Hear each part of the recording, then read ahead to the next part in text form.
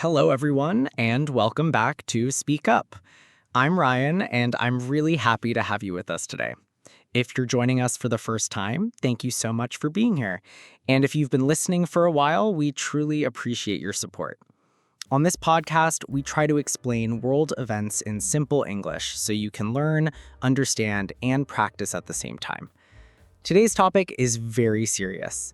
The United States has attacked Iran's nuclear sites, and this news has shocked many people around the world. In this episode, we'll explain what actually happened, why it happened, and what it could lead to. So stay with us till the end, and if you find this helpful, please make sure to subscribe to our channel. And I'm Priya. Thank you again for joining us today. We know this kind of news can feel heavy or confusing, especially if English isn't your first language. But don't worry, we're here to make it easier for you to understand. We'll talk step by step about the U.S. attack on Iran, how Iran responded, and what other countries are saying. We'll also look at what this means for normal people like us. Everything we share today will be in clear and simple English, just like always. So sit back, listen carefully, and let's begin today's episode. So here's what happened. On the night of June 21st, the U.S. carried out a serious military strike on Iran. And this wasn't just one small attack, it was big. They targeted 3 important nuclear sites: Fordow, Natanz, and Isfahan. These are the core facilities where Iran works on its nuclear program. The operation was quick but powerful. It happened during the night when most people were sleeping. Just imagine waking up to the sound of explosions in a place like that. It must have been terrifying for the people nearby. Yeah, it's honestly scary to think about. Those 3 places, Fordow, Natanz, and Isfahan, aren't just names in the news. They're real cities with real people. And underneath them are underground nuclear labs, where Iran works with uranium. That's the material used to make nuclear fuel, and possibly nuclear bombs. These sites have been in the news for years, so the fact that they were hit all at once shows just how serious the situation has become. You can feel the tension rising, not just between countries, but also in people's hearts. To carry out this attack, the U.S. used very advanced weapons. They sent in B-2 stealth bombers, huge planes that are almost invisible to radar. They also launched Tomahawk missiles from submarines in the sea. These missiles are fast, long-range, and extremely accurate. It was a high-level, high-tech strike, and it wasn't random. It was planned down to the last detail. The goal was clear: to damage Iran's ability to continue building nuclear weapons. They also used something called bunker buster bombs. These are heavy bombs made to break through thick concrete and rock. That's important because Iran has built some of its nuclear labs deep underground to protect them from attacks like this. But the U.S. came prepared. They used the kind of weapons that can reach targets buried deep below the surface. It just shows how serious this was, not just a warning, but a direct hit on something Iran worked on for years. After the attack, the U.S. said their mission was successful. According to their officials, the sites are now badly damaged, and Iran's nuclear progress has been set back by months, maybe even years. No American soldiers were hurt, and the U.S. believes this was a clear and powerful message. But hearing all this, you can't help but wonder, was this really the only option left? Could this have been avoided? These are the questions many people are asking now. I know what you mean, and while the U.S. says the damage was huge, Iran is saying something different. Their officials claim the strikes didn't hit the core parts of the facilities. They even said there's no radiation leak, which is something people were very worried about. Imagine living near one of those sites, not knowing if the air is safe or if your home is damaged. Even if the government says it's okay, people must still feel afraid. Right. This is not just about governments or politics, it's about human lives, families, children, people who woke up to the sound of explosions and didn't know what was happening. Whether the damage was big or small, the fear was real. And even now, there's a lot of confusion. One side says one thing, the other side says something else. But the fact is, this was one of the biggest direct attacks on Iran in years, and the effects are already being felt. Exactly. You can feel the pressure in the air. People are tense, not just in Iran, but around the world. No one knows what's coming next. And it's moments like these that remind us how serious global conflicts can be. When countries fight, it's always the regular people who suffer the most. And even from far away, we can feel how heavy this moment is. It's not just news, it's real, and it affects everyone. Now that we've talked about what happened during the attack, let's talk about why the US decided to do this. Because something this big doesn't just happen out of nowhere. There's a reason behind it. Over the last few weeks, tensions between Iran and Israel have been rising again. And on June 13th, Israel launched its own attacks on Iranian military and nuclear sites. That move really shook things up. Iran, of course, was angry. And then suddenly, just a few days later, the US joined in with its own strikes. So clearly, something much bigger is going on here. Exactly. The U.S. says this was not just about one event. It was about a pattern. According to American officials, Iran has been moving faster with its nuclear program, possibly trying to build nuclear weapons. That's a big red line for both the U.S. and Israel. They've said many times they won't allow Iran to have nuclear weapons. So when Israel hit those sites, the U.S. stepped in, not only to support Israel, but also to try and stop Iran before it gets too far. From their point of view, it was a necessary action. But of course, it's not that simple. Iran says its nuclear program is for peaceful energy use only, not for making bombs. They've always denied building weapons. But countries like the US and Israel don't believe that. They say Iran has hidden parts of its program in the past, and now, with recent reports suggesting Iran has enough enriched uranium for several bombs, the fear has returned. So the US felt like it was running out of time. That's why the decision to strike came so quickly. And there's also the political side of this. The US and Israel are close allies. When one is in danger, the other often reacts. Israel said it was under threat, especially after Iran-backed groups fired over 150 missiles earlier this month. So when Israel acted, it's almost like the U.S. couldn't stay silent. There's a long history between these three countries, and when the balance starts to break, things move fast. It's sad, but sometimes these decisions are made in just hours. Another reason that's been mentioned is pressure from inside the US itself. Some leaders and politicians wanted a stronger stance against Iran. They said that just talking wasn't working anymore. They believed Iran wasn't listening, and the only way to stop them was by force. It's hard to say if that pressure was the main reason, but it definitely played a part. People are tired of warnings that don't change anything. They wanted action. But then again, not everyone agrees with that approach. There are also many people in the U.S. and around the world who believe that military strikes only make things worse. They say war creates more war, and that peace, even if it's slow, is always better than violence. You can feel how divided the opinions are. Some see the attack as protection, others see it as aggression. It really depends on where you're standing. Yeah, and that's what makes this so complicated. There's fear on all sides. Iran fears being surrounded, Israel fears being attacked, and the US fears losing control of the region. Everyone is acting out of fear, not trust. And when that happens, it often leads to destruction instead of peace. It's hard to say who's right or wrong when everyone believes they're defending themselves. It's a heavy situation. People are angry, people are scared, and some are just trying to understand what's really going on.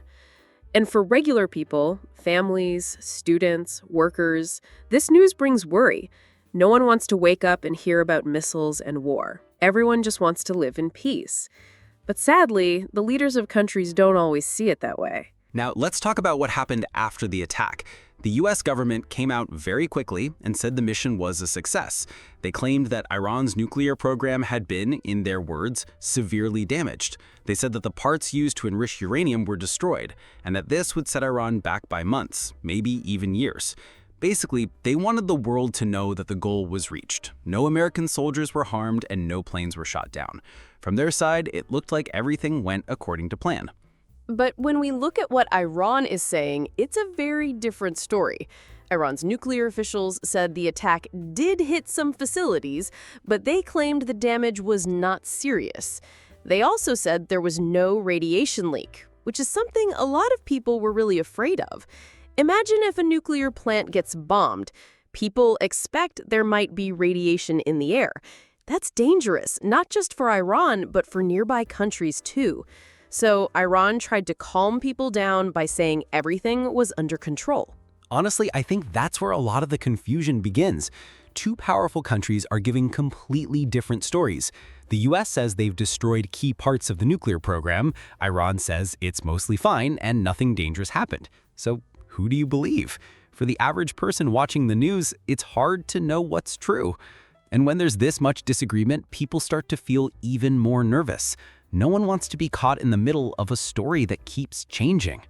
Exactly. And the truth is, even if the damage wasn't massive, it was still an attack. It still created fear. People living near those areas must have been terrified. Some may have left their homes. Others probably didn't sleep that night. Even if there's no radiation or major physical damage, the emotional impact is huge. And that's something we can't forget. When countries fight, it's the regular people who suffer, even when the leaders say everything is under control. There were also reports that rescue teams and emergency services were sent to some of those sites just in case. That tells us that the situation was taken seriously. You don't send out rescue teams unless you're worried something might go wrong. And even though Iran says there's no danger, people are still watching carefully. No one wants to wake up one day and hear that something was covered up or that it's worse than we thought. I saw some interviews from people in nearby towns. Some of them said they heard loud explosions, and some even said windows were shaking. One man said he grabbed his kids and ran out of the house in the middle of the night. That really touched me. These are families just like ours. They're not soldiers, they're not politicians, they're just trying to live normal lives. And now they're stuck in the middle of a dangerous conflict they didn't ask for. Yeah, that's the part that really hits home. Behind all the headlines and political talks, there are real people feeling afraid. Whether the damage was big or small, the fear is real. And the worst part is, no one really knows what's coming next. People just want answers, but they're hearing two very different versions of the story. That makes it hard to trust anything. It's heartbreaking, honestly. You hear one side say, "We stopped a threat," and the other say, "We're fine, nothing happened." And in the middle, there are parents, children, and elderly people wondering what to believe.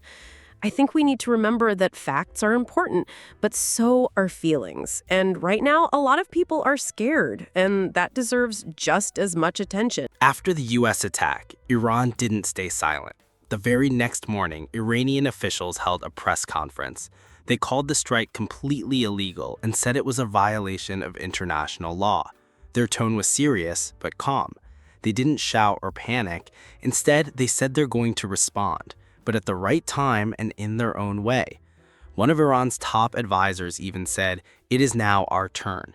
That line spread quickly in the media. It gave a strong message without saying too much. Yeah, and it was clear that Iran wanted to sound strong, but not reckless. They didn't fire back right away, and that tells us something. They're being careful. Maybe they're planning something. Maybe they want to talk first. But one thing is sure, they don't want to look weak. For them, this wasn't just a military attack. It was a challenge to their pride and their power. That's why they said again and again, "We will decide how and when to respond." And honestly, that kind of silence can feel even more tense than loud words. Exactly, and Iran didn't just speak to its own people. They went straight to the United Nations and asked for help. They filed an official complaint saying the U.S. broke international rules by launching the strike without approval. They're asking the UN to take action, to condemn the attack and pressure the U.S. to stop further military actions. Iran wants the world to see it as a victim, not a threat. And going to the UN is one way to build that image. It's also important to remember that Iran has many supporters around the world. Countries like China and Russia have often spoken in Iran's favor. So by going to the UN, Iran isn't just trying to look peaceful, it's also trying to gather support. They want other nations to speak up and say, yes, this attack was wrong. That gives them more power in global discussions. And even though Iran says they'll respond later, this move shows they're using both political and diplomatic tools, not just military ones. But of course, not everyone agrees with Iran. The US said it acted to stop a real threat, and Israel praised the attack, saying it helped protect millions of lives. So now there are clearly two sides forming, those who support the strike and those who say it was unfair, and Iran is right in the middle of it. What makes this more intense is that people don't know which side will act next. Everyone is just waiting. Waiting and watching. That's the feeling everywhere right now.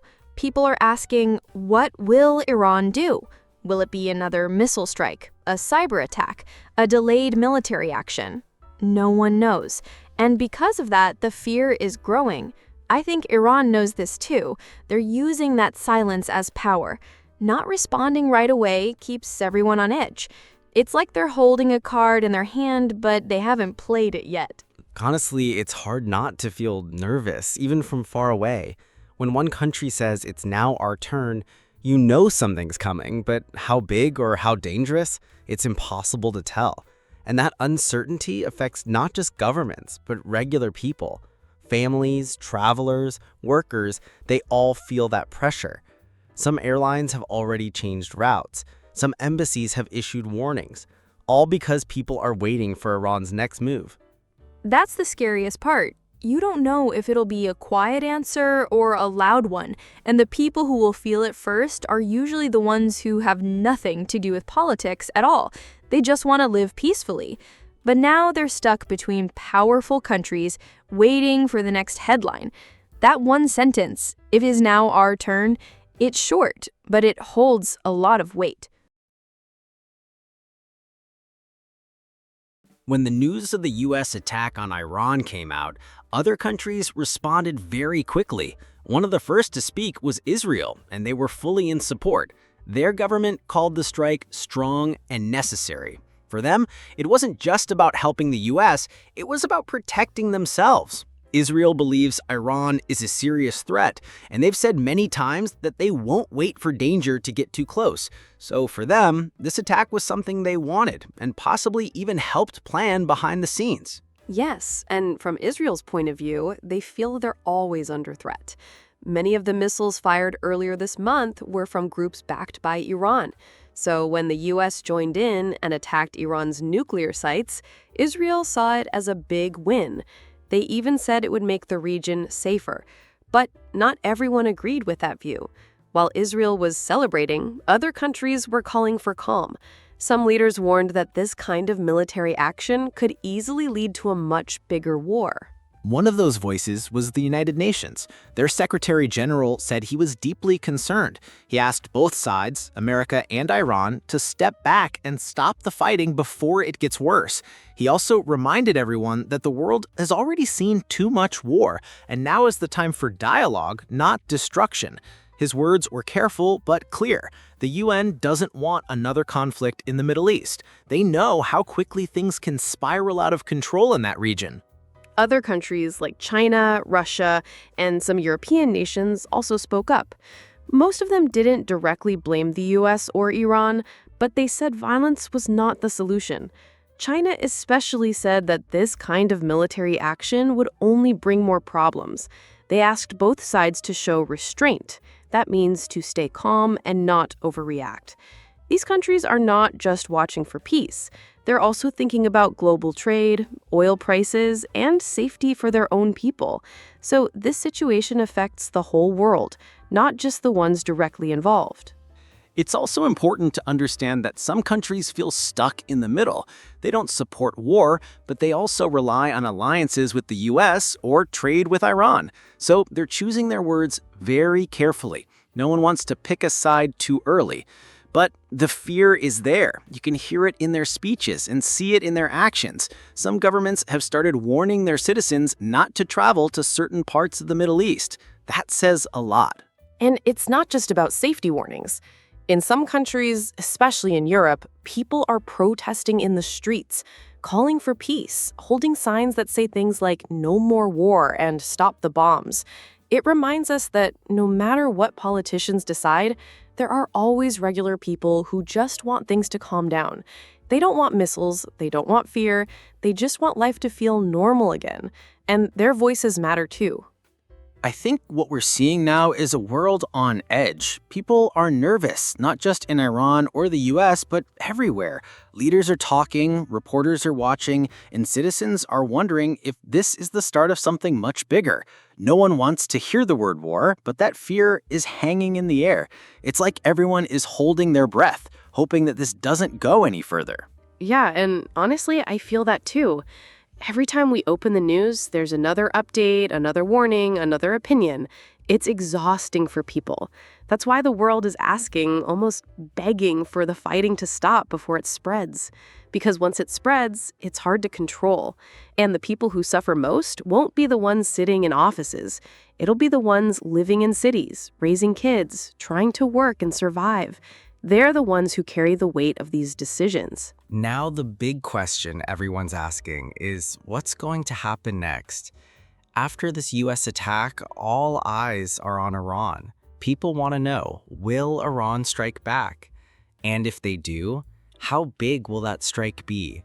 There's a real fear right now that if Iran responds with force, it could start a regional war.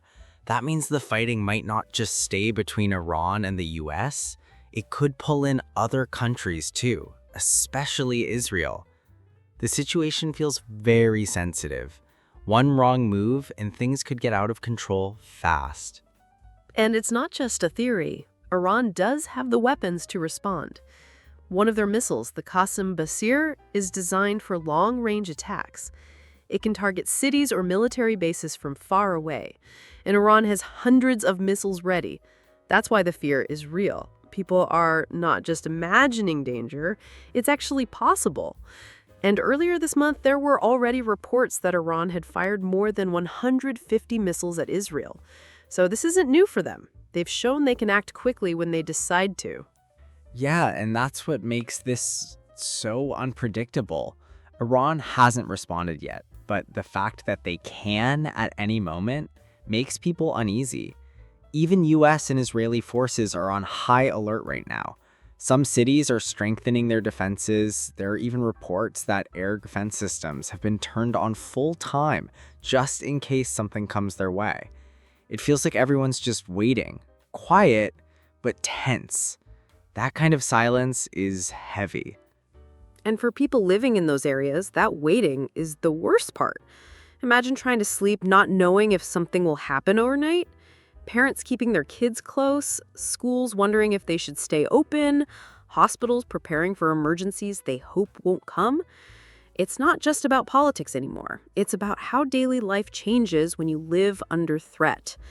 Even if there is no strike yet, fear itself becomes a weapon. Some military experts believe Iran may not respond immediately with missiles. They might try something else, like a cyber attack or using smaller groups to create pressure. That way they can avoid a full war but still show their power. And if that happens, the US and Israel might respond again. It's like a dangerous game where each side is watching the other, trying to guess the next move.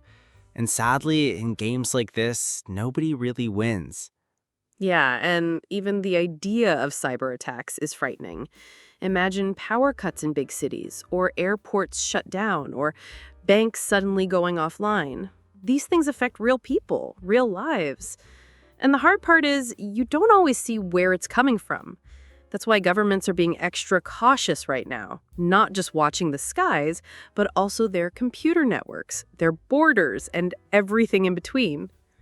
At the same time, there are voices calling for calm. Some leaders are asking Iran to wait, to think carefully before reacting, because if they respond too strongly, it might start a war that nobody can stop. But it's a tough spot. Iran feels attacked and they want to show they're not weak. But if they go too far, it could hurt everyone, including themselves. This is why the world is watching so closely. I just hope someone, somewhere, is really thinking about the people, not just the politics or the power, but the people who'll suffer the most if things get worse.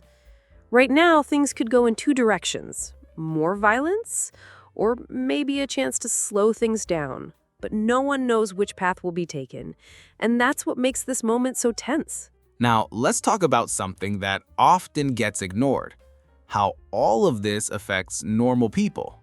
People like you, me, and everyone listening. One of the biggest things we're already seeing is a rise in oil prices. And that's a big deal, because when oil becomes more expensive, petrol prices go up. And that affects everything, from food delivery to transport to electricity bills. Even if you live far from Iran, you might start to feel it in your wallet soon. Exactly. And not just petrol. When oil prices go up, many daily items become more expensive, like groceries, medicine, and even school supplies. So families are affected, especially those who are already struggling to manage budgets. It's like this chain reaction. One attack in one country can touch lives in many others without warning. And it's not fair, but that's how connected the world is now. One strike, and suddenly, life becomes more expensive for people who have nothing to do with war. There's also trouble in the air, literally. Many flights across the Middle East are being delayed or canceled.